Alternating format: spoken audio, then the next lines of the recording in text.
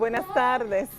Qué maravilloso poder compartir en este momento un tiempo de reflexión que nos ayude a nosotros a reconsiderar muchas de las recomendaciones que nos dan. Son muchas, ¿verdad que sí? ¿Cuántas cosas para este tiempo de asueto realmente nos son recomendadas? Desde lugares para nosotros recogernos, vestuarios para nosotros usar, actividades para relacionarnos, actividades en las diferentes iglesias, congregaciones. Y así hay mucho consejo alrededor de la celebración de un día o de una semana. Pues permítame decirle que esto no es nuevo. Precisamente nosotros estamos cargados de consejos que el Señor nos da día a día en la palabra. Pero meditemos un poquito en este momento cuántas veces nosotros hacemos caso a esos consejos, a esas exhortaciones que nos da la palabra. En el libro de San Mateo nosotros encontramos el ejemplo de dos hombres que tuvieron un lugar protagónico en todo lo que es la celebración de la conmemoración de la muerte y resurrección de nuestro Señor Jesucristo, que hacemos en este tiempo aquellos que tenemos la fe cristiana. No importa la religión que usted esté profesando, si usted cree en Cristo, usted en estos días de verdad se toma en serio la meditación en la palabra. Y si usted de pronto su fe se ha enfriado, yo le animo que reavive esa fe. ¿Cómo lo haría? Reconsiderando las advertencias. Todo consejo tiene una connotación buena y positiva en el sentido de cuando son advertencias que nos están diciendo esto puede pasar, aquello va a pasar, aquello, cuidado con esto, cuidado con aquello. Asimismo, la Biblia en el libro de Isaías nos revela a través del profeta que Jesús iba a venir. En el capítulo 53 hay toda la profecía de lo que iba a ser el personaje de Jesucristo aquí en la tierra, Dios hecho carne, y que vino a habitar entre nosotros para redimir al mundo de sus pecados y para restaurar su relación con Dios. Cristo viene y se cumple la profecía. Y en los libros de los evangelios nosotros encontramos ese caminar y ese andar cristiano que de verdad a nosotros nos cautiva y nos modela para de verdad nosotros vivir una vida cristiana. Así que nosotros encontramos en estos libros, sobre todo en el libro de Mateo, nosotros podemos ver que Mateo relata las vivencias de dos personajes muy conocidos como seguidores de Cristo, Pedro y Judas. Y de pronto vemos las advertencias que ellos recibieron en las enseñanzas del Maestro. ¿Cuántas cosas le dijo Jesús a sus discípulos mientras caminaba con ellos, mientras comía con ellos, mientras los adoctrinaba, les daba enseñanza, mientras el Señor realizaba sus milagros? ¿Cuántas cosas ellos vieron? Pero sabe, una de las cosas más interesantes que Jesús le dijo fue que iba a morir y que iba a resucitar. Ya ellos lo sabían y estaban advertidos. Varias veces el Señor se lo dijo, no una sola vez. Se lo profetizó, les recalcó la verdad de que él iba a morir y que iba a resucitar. Bueno, tanto fue así que Pedro en un momento le dijo, no Señor, tal cosa no te acontezca, ¿cómo va a ser? Y el Señor le dice, espérate que conviene que así sea, e incluso reprende al maligno que de verdad incitaba a Pedro a hablar y decir estas cosas.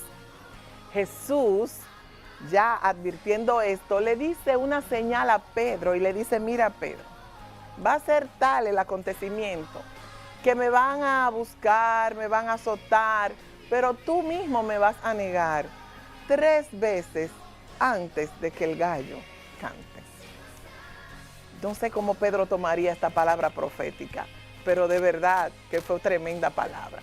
El otro personaje es Judas, y Judas estaba tan atento a los negocios que estaba haciendo con los religiosos de la época y estaba tan atento al dinero que se iba a ganar, que de pronto estas cosas como que las estaba pasando por alto.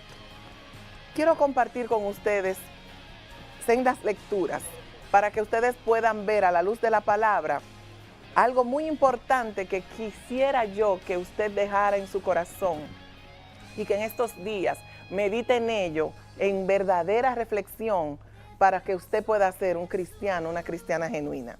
Dice en Mateo capítulo 26, del verso 69 en adelante, que Pedro estaba sentado fuera en el patio y se le acercó una criada diciendo, tú también estabas con Jesús el Galileo.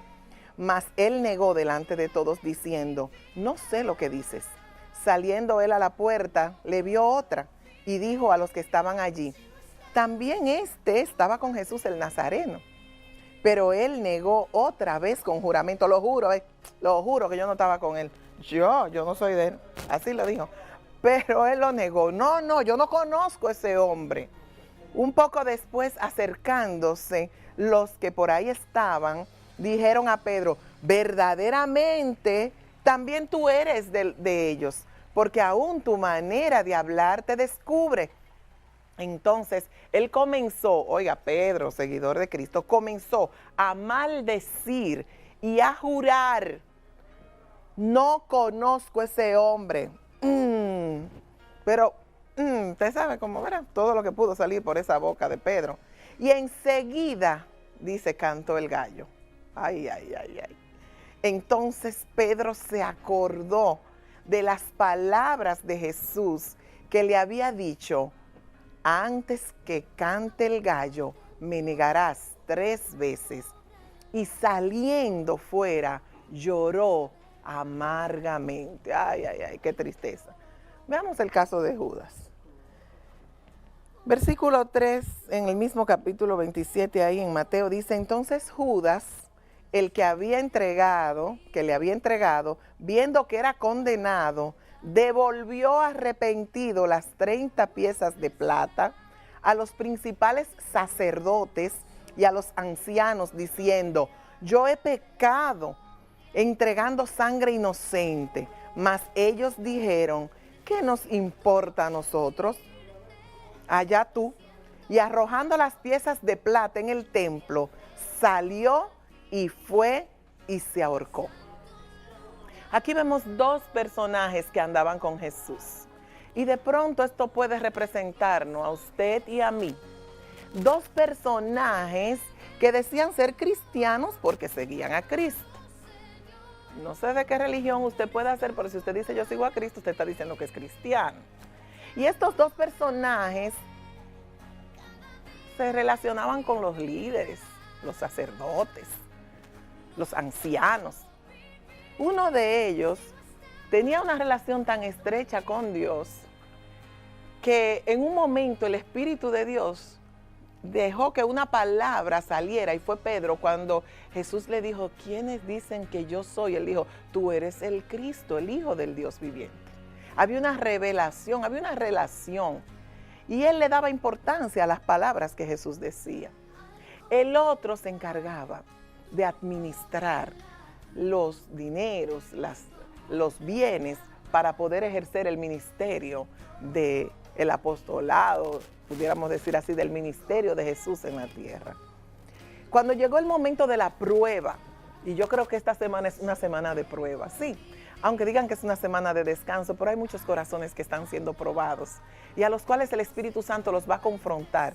No importa dónde se encuentre, si en una finca, si en una playa, si en un resort, si usted está en su casita, si está visitando la iglesia. Dios es Dios de todo lugar y Dios, donde quiera que estés, te puede hablar y te puede recordar lo que te ha dicho en tiempos anteriores, como le recordó a Pedro.